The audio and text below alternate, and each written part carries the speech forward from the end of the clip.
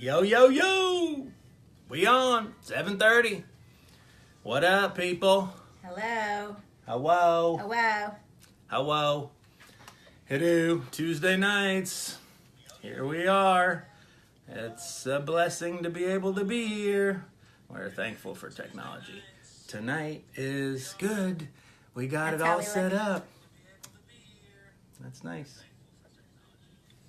It's good. I think Yeah. this is the first time. Can you turn that Oh. down? I hate hearing the Yeah. feedback. This is the first time that we've been able to set it up where I am in a calm tone. It all worked. The This Is Us is in the right spot. So as you guys are jumping on, we appreciate you paying attention for the 7:30 time. And Hi, Chuck. gearing Hi, up. Rebecca. Rebecca. Thanks for tuning in, you guys. We're just going to give people a chance to jump on before we jump in. A few minutes. That way it Yeah. doesn't waste all your time for those that are punctual. 7:30. Yeah, we're trying to cut it down. We even got a clock in here this time.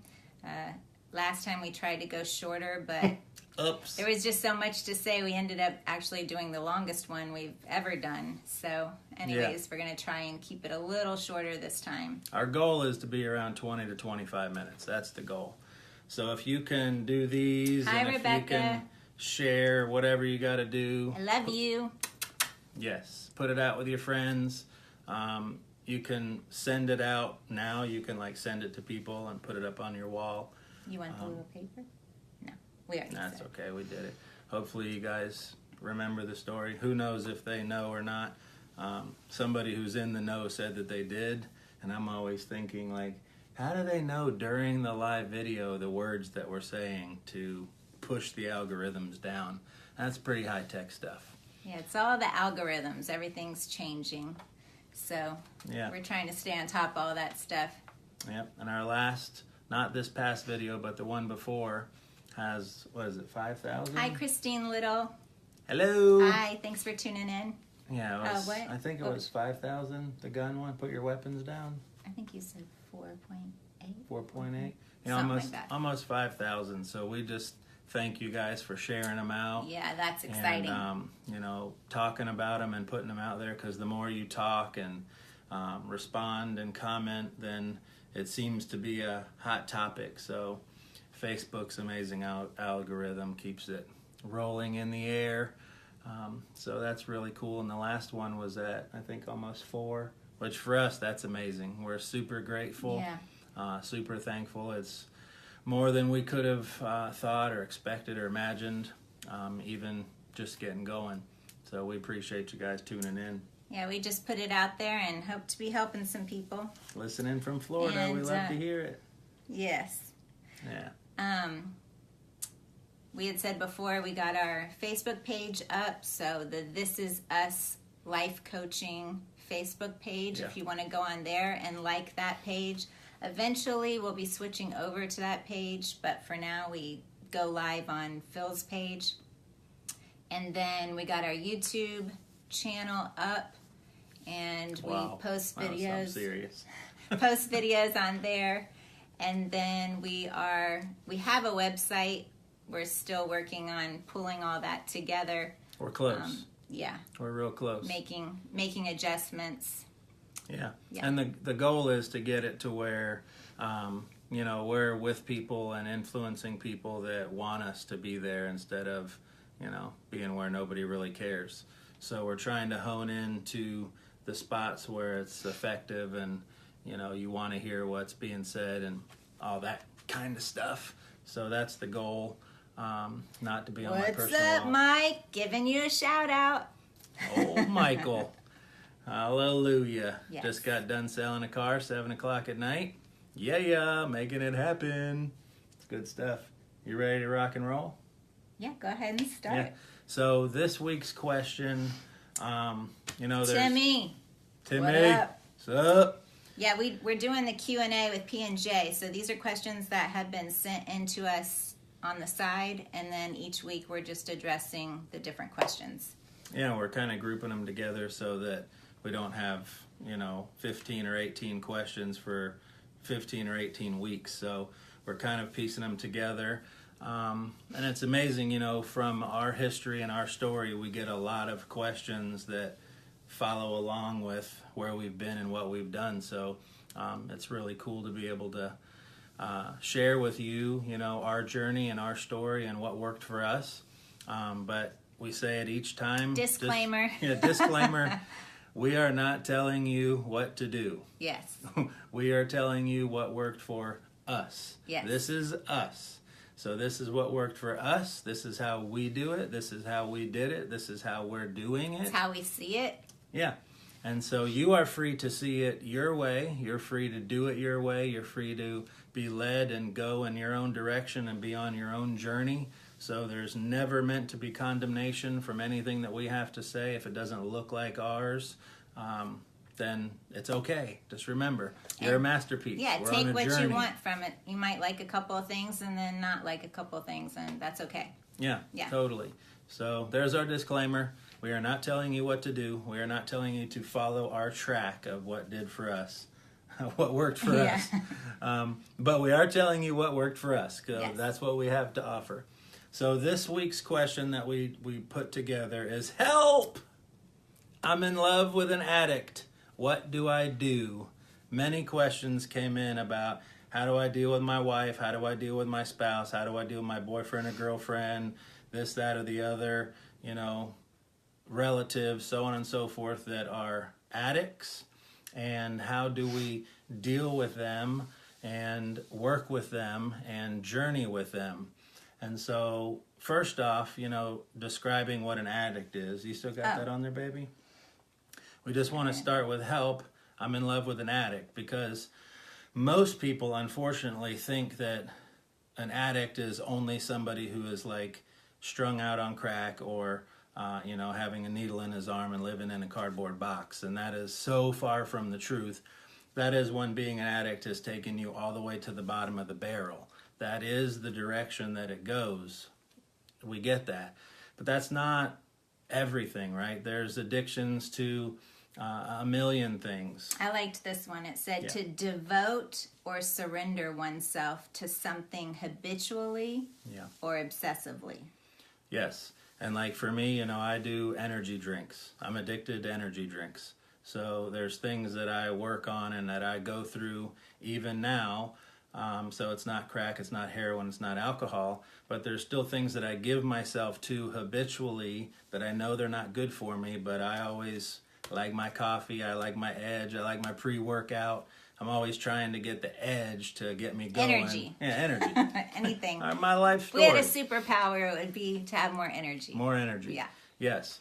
So, you know, there's that, and then there's people that are addicted to alcohol, pain pills, gambling, pornography. There's 100 different things to be addicted to. So we're just showing you the spread of help. I'm in love with an addict. It doesn't mean he's hiding in the corner smoking crack. This is something that most of us deal with, and a lot of us deal with that sometimes we don't even know about.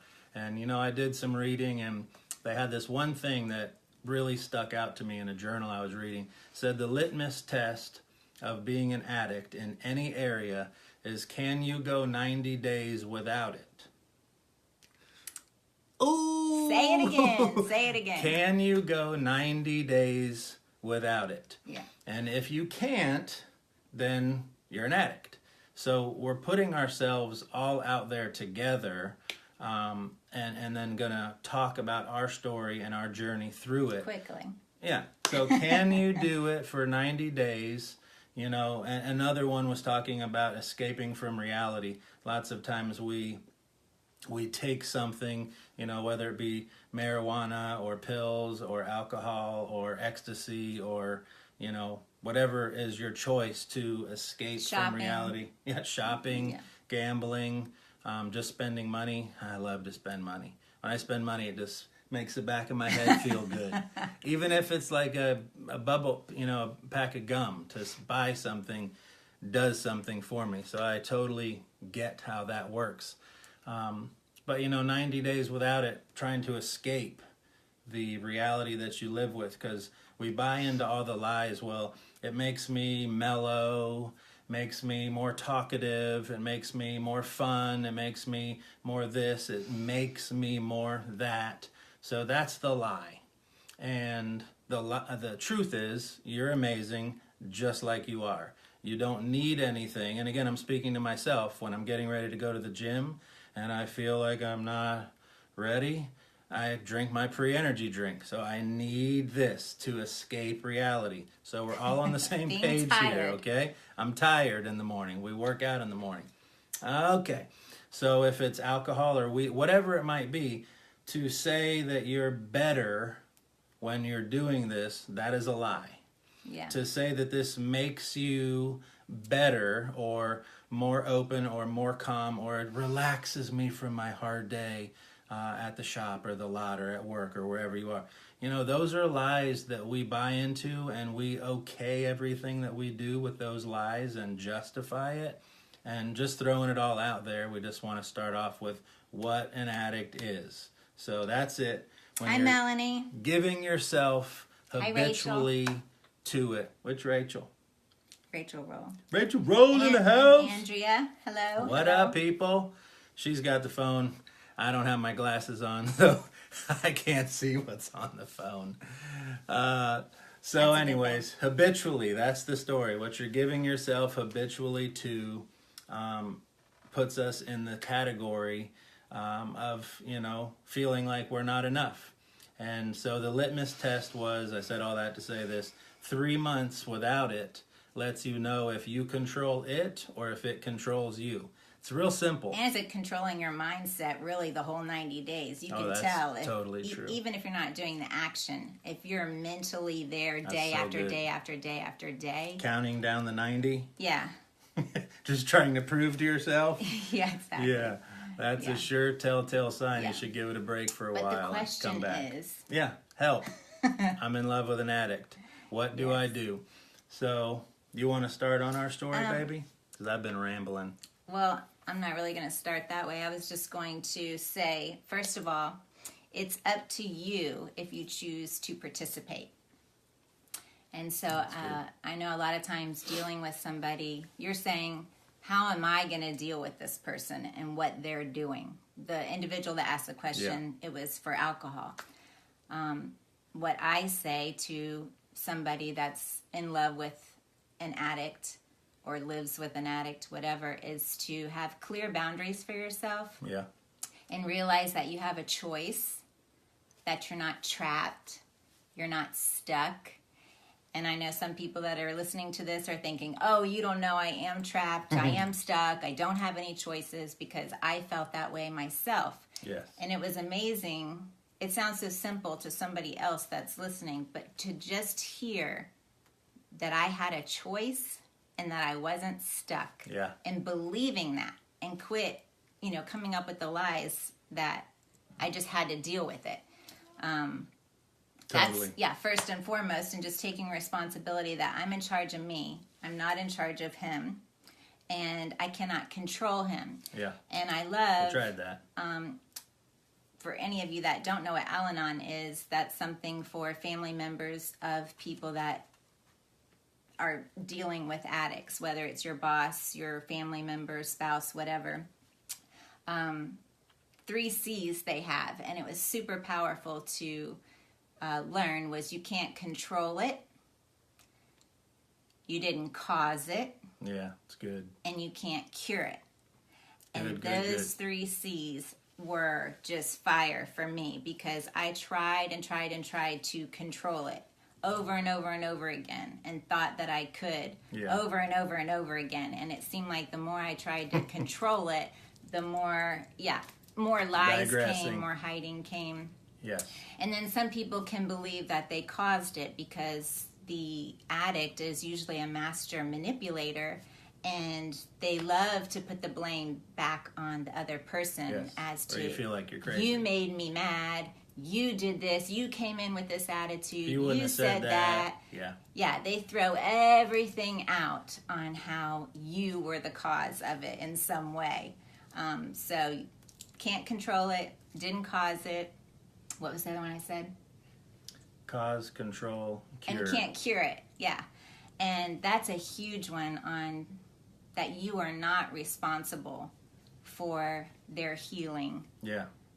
For them stopping, because if you could get them to stop, you already would have. So Totally. The faster you get rid of that lie, it's just that much better for yourself. So I say to do your best to take care of yourself and make sure every day, taking it one day at a time, Yeah. and living your best, healthiest day for that day. Because otherwise you'll get completely caught up in all their chaos, because their days are chaotic. Well, you get caught up in trying to control it. You get caught up in the fact that you don't want to cause it. And you get caught up in the fact of I'm trying to cure it. Yeah. You get caught up in those 3 C's, and none of those 3 C's you can do. You can't do it. So and I would say don't give the good. person threats or ultimatums that you're not willing to follow through on. Please don't. That is huge. And do that with your kids as well. Yeah. Don't tell them you're going to do something unless you're going to do it. Because I would throw out lots of empty threats, trying to control the situation. Yep. Lots of ultimatums, trying to control the situation, but yet not follow through with it. And so, did he believe me? Not after the second or third one. No. So it took a lot for me to finally own up to, if I'm going to put it out there and say I'm going to do it, I better be willing to follow through with it so that he actually believes what I'm saying. Otherwise, I'm just spitting out a bunch of air. Yeah. Yeah. That was the beginning of the change, and our story, which of course our story is brutal compared to some other people who are, playing around with and dabbling or doing this or, still having fun in the fun stages, because we had that as well. And then it got to the place where it was really ugly. And so, how she dealt with me is it's help. I'm in love with an addict. She started setting boundaries and she started making them clear. And then when I would cross those boundaries, she would follow through. Like, she would leave. And then I would be alone. And she said that if this happens, then I'm going to leave. And so, we were already in different places because it was crazy and hectic. So she would leave, and I'm there trying to deal with myself. Well, she's actually doing what she said she was going to do. Which is what I was saying about throwing out those ultimatums, Yes. like following through. That's creating those boundaries and saying, this is what I'm going to do, and actually do it. Yes. And then, when it came along, like, okay, so if it's fun, then try the litmus test. If you can take 3 months off, then take 3 months off. Enjoy being you. Enjoy reality. Enjoy your union. Enjoy your freshness of being amazing. And then carry on. But if you can't, then find these things in there. And you have to make a decision. And as long as you stay in, then you're in. But like she said before, you have a choice. So she said, I've had enough. If you don't get help, then we're going to not be together. And this wasn't an ultimatum, okay? This was a cold hard fact. So I decided after some time that I was going to get help. So see, there's 2 parts here. She said, I choose to love myself enough to not stay in this chaotic mess, right? So she chose, she made a decision, she set a clear boundary, she bravely communicated it with me, and then I also have a choice to tell her to screw off, I'm going to do what I want to do, I'm the man here, and then I'll be by myself, or I can get help because I needed help. So that's how that happened. She made the boundary, I then had a choice. And some of you feel like you're stuck, which is what she was saying before. Nobody's ever stuck. You're never stuck. Yeah, it might be really hard, and you Ever. might not want to follow through because of what that plan might look like. Like, I didn't want to make the steps that I made. I didn't want that for my life, but when it got bad enough to where staying was worse Yes. than whatever the alternative was. Totally. Ready to make the change. Yeah, we say it's hard to make that decision to leave. Well, I want to give you permission to say it's hard for you to make the decision to stay. Yeah. Like, that's a hard decision. I'm going to choose to stay and watch this person digress and wither away. I'm going to choose to stay and watch this person do whatever it is that he's dealing with, hoping that something's going to happen. And I just want to throw this out there. Nothing's going to happen.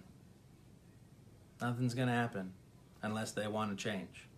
And the longer you enable them and obsess over them and rescue them over and over and over and clean up their messes for them, oh my God, you're just prolonging the process. Yes, you're enabling them to continue where they are. When my mom said, you can't stay here, and she said, you're not going to be with me, I find myself homeless and single. Oh no, I need to change, because me, homeless and single, that's not a good combination. I like a home. I like people. Like, these are two things that I have to have. I have to have a roof over my head and people. So it put me in a place of I needed to change. So I left and went to Cannonland, and I changed. I went there because I wanted to change. If this person is continually just saying, don't worry about it, and just brutally, just literally killing themselves, they're telling you their decision. That's their choice. That's their choice. Yes. You have to be brave enough to see it. And you can't control that choice for them. No. You didn't cause that choice for them. Nope, and you can't cure it. But right. What you can do is take care of yourself in the healthiest way possible. Stop rescuing them. A lot of times, crisis may be necessary to recovery. And at least in our case, that was definitely true. Yes. And it made me think about the airplane. When you're getting ready to crash and they go through the thing with the mask, they say for the moms to put the mask on themselves first and then put the mask on your child. What? I was just looking at your hand. It's the same thing, a lot of times, and the individual that asked the question was saying they came from a alcoholic family growing up. Their father was an alcoholic, which, mine was too. And so doing my own discovery, realizing that if you grew up in an alcoholic family, you weren't entitled to have your own feelings. So you suppress them a lot. And then a lot of times we can get into a marriage relationship and do the same thing where we don't allow ourselves to have our own feelings. Yep. We feel like we can't say anything. So it's all about this person and how to take care of this person. And not cause a big ruckus if you say the wrong thing. And I was so busy obsessing over him and his addiction and my love for him. Yeah. But I wasn't loving myself. I wasn't taking care of myself. And watching him kill himself on the day-to-day was killing me. A lot of times we put our focus so much on the addict and what they're going through that we dismiss what the lover of the addict is going through. Which is just as traumatic. Yeah, because we're dealing with all the messes, and we're not coping with escaping. Not escaping. In La La Land, in the fog, we're like with it every day. Yeah. Totally. Yeah. And so that was another thing I learned, to quit rescuing him, quit feeling like I was responsible for his choices. And one of the hardest things... You're doing good, baby. Yeah. A lot of times, like releasing the responsibility off of yourself, like even when it came down to the point of moving to another state, I had to come to terms with that he could die. Like feeling the pressure of always babysitting him, and I have to come home quickly. I have to be there every spare minute. Like I couldn't have my own personal life was the lie I was believing, because if I was there, things were going to be better than if I was gone. So I had to release myself that if he died after I left, that I wasn't going to wear that responsibility. It was his choice to do that. And that was like a huge weight off my shoulders, to coming to terms with, if I leave and he dies, I'm not wearing that. I have to know that was not my fault. He chose that life. Yeah. Everybody's got a choice in the situation. Yeah. Everybody's got a choice.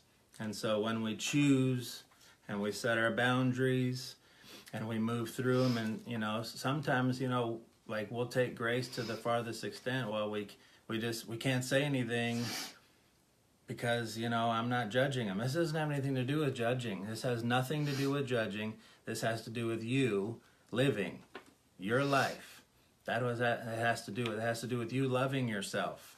Like, there's no judgment in the other person. It's you loving yourself enough to say, I'm going to do something different. I'm going to step up here. I'm going to make a choice. This is the direction I'm going to go in. I would love you to come with me, but I can't stay here and watch you die. And so you make this choice, and then that leaves the choice in the other person's hand to stay or go. You know, get better or stay in the clay. But it's not your choice for them. It's you have to choose for yourself. I have notes I work off of because I'll forget my points. He does much better. But I loved detaching does not mean we do not care. It's good. It means we learn to love, care, and be involved without going crazy. So good. That is so good. So good. Because we think if we detach ourselves, if we remove ourselves from the situation, that means we're not loving them, we're not caring them. Exactly. Like, how can you just release them? Like, they're going to fall apart. They're going to mess up their whole life. And if you're married, they're going to mess up your life. But they're already messing up your life. Exactly. So it's kind of just letting it all go and trusting. Yes, that's the key. Yeah. Trusting. And you can't be Jesus to anybody. Yeah. You can't cure it. You can't save them. So you need to not wear that pressure. You need to worry about saving yourself. That comes with a lot of anxiety and stress. Take care of yourself. So the litmus test for those that are not off the chain, can you not do it for 3 months? And during that 3 months, is it on your brain all the time, trying to escape reality? Check yourself. The ones that are farther along, that are actually seeing the addiction in their partners, check yourself to what you're going to do about it. Make a decision, bravely communicate, and then walk that decision out. And, you know, honor the decision that you made. And we're going to close it down with that. You know, no, I got something to say. You got something else? Yeah, I want to hit these points hold on. real My quick. last thing is honor the decision that you make. Don't let the master manipulator twist your decision up into it being your fault again. Stick with it, honor it, and go for it. If you know, she let me ride so many times, and then when she started putting her foot down, that was when I started seeing, I need to start taking responsibility here because I'm not able to change her mind anymore. I'm not able to manipulate her to stay or to do. So I'm encouraging you and I'm empowering you to make a decision and then honor the decision you make and go that direction. What you got? Yeah, I just want to say to dive into some positive things for your mental health to give your brain a break. Yes. Because I needed to give my brain a break. Anytime I was not reading something or listening to something positive, my brain was just going nuts. So I encourage you to do that and to exercise to relieve some stress and anxiety. That's just doing some healthy things for yourself. Yes. Even if it's just walking around your neighborhood. Yeah, and taking care of yourself is the healthiest thing you can do.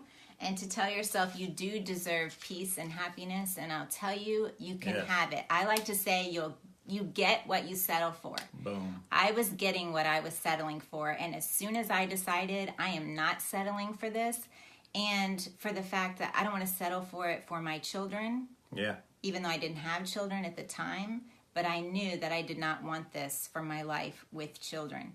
And some people use their children as an excuse that I believe they genuinely believe they stay in the relationship, they say, for their children. But as a child from an alcoholic abusive family, which I know just because the person is an alcoholic doesn't mean they're abusive, but in my situation they were, it didn't do me any good for her to stay. I actually could not wait when she said that we were leaving. My mother, when she said we were leaving, I was like, thank God. Thank God. And so I'm super thankful for the time that I had as a child that showed a little bit more healthy atmosphere, because that was really damaging. And you saw her mom made a decision, not putting up with it anymore, and she honored her decision. She bounced, and the kids were like, "Thank you." And I want to say 2 more things. I recommend Jabberjaw over here. the Jabberjaw. Codependent No More, for any of you that love an addict or have been in an alcoholic, addictive family. I had never heard of the term codependent. Maybe some of you have, but that book was fire for me. I saw myself over and over in that book, especially because I had it double time. I had it growing up as a child, and I had it in my marriage. So that was super helpful for me to see certain behaviors that I was having, and for me to quit pointing the finger at him and thinking if he could just get well, I would be okay. Which is the end game. It is, but that's not how you do it. I wasn't responsible for him. I didn't cause it. I can't control it, and I can't cure it. So I just need to focus on me and how to be the best me and the healthiest me. And if he wants to choose to come along for that healthy journey, then great. If he doesn't, then I'm going to pray for him and love him and hope that his journey changes at some point.